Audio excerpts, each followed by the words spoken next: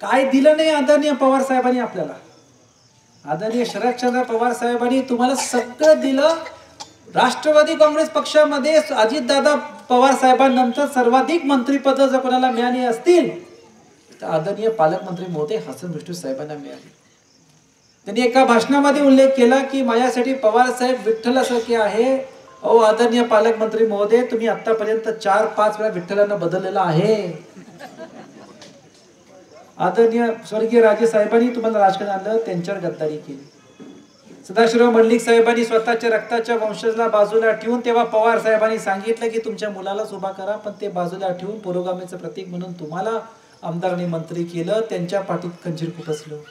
त्याच्या पुढे पण सांगतो, त्यांच्या कारखान्याला सदा कारखान्याचं नाव दिलं होतं, ते बदलून स्वतः हसन मियालाल मुश्रीफ कारखाना करायचं स्वप्न बघायचं धाडस करणारे हे पालकमंत्री महोदय आहे. ही विचारधारा आहे.